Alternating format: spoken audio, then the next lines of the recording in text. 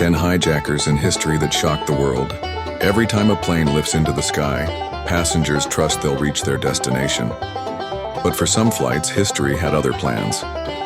From cold-blooded terrorists to vanishing ghosts, these are 10 hijackings that scarred aviation forever, each driven by motives of money, politics, or pure terror. This isn't just history. It's a reminder of how quickly ordinary skies can turn into battlegrounds.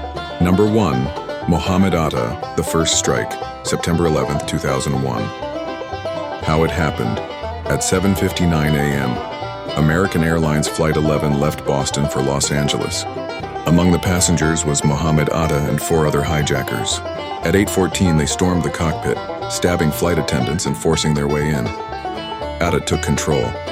At 8:46 a.m., the plane plowed into the North Tower of the World Trade Center. The motive? To lead al-Qaeda's coordinated attack against the U.S. The aftermath.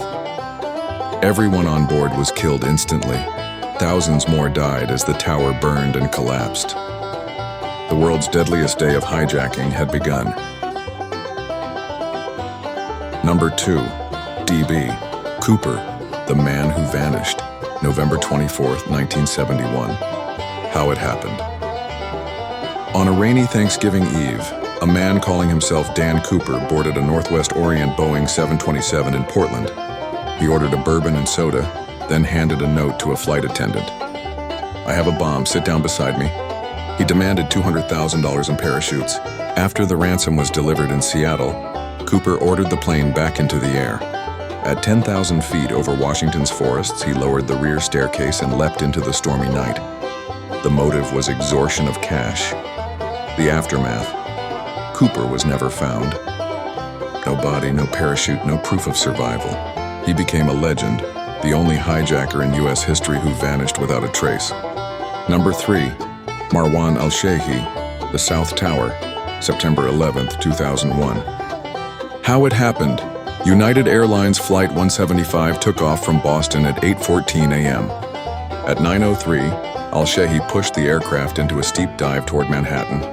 Millions watched live as the jet slammed into the South Tower at 590 miles per hour. The motive was to strike America's economic heart. The aftermath. The second impact proved the first was no accident.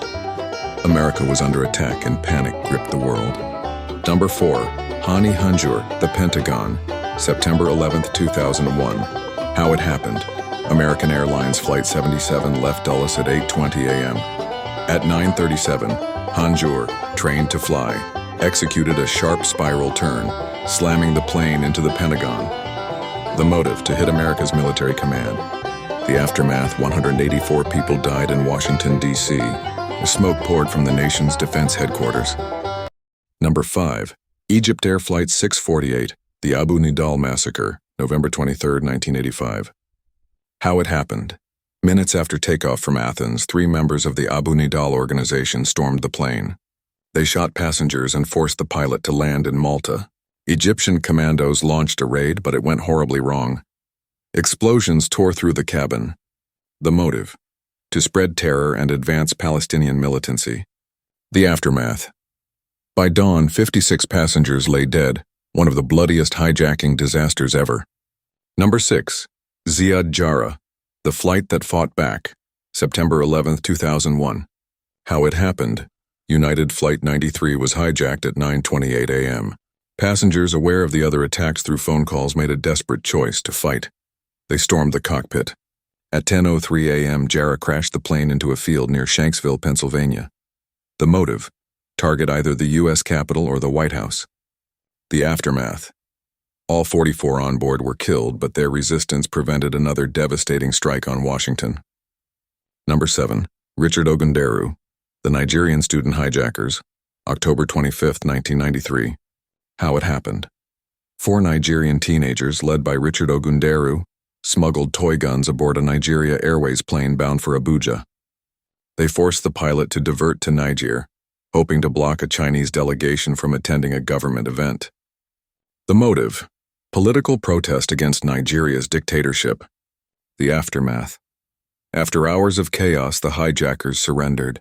Nobody was killed, but the incident exposed just how fragile air security was in the 1990s. Number 8.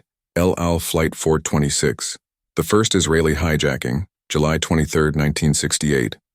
How it happened. 3 armed members of the Popular Front for the Liberation of Palestine hijacked El Al Flight 426 en route from Rome. They diverted the jet to Algiers. Passengers were held hostage for 39 days. The motive: to force Israel into a prisoner swap. The aftermath: Israel agreed, releasing 16 Arab prisoners. The hijacking set a precedent. Planes were now pawns in global politics. Number 9. Khalid al-Mihdar Nawaf al-Hazmi, The Silent Residence, September 11, 2001. How it happened. These 2 Saudi hijackers arrived in the U.S. as early as January 2000, settling quietly in San Diego. On 9 Iran 11, they boarded American Airlines Flight 77 with Hanjour. Together, they overpowered the crew and steered the plane into the Pentagon. The motive: to serve al-Qaeda's coordinated strike against America.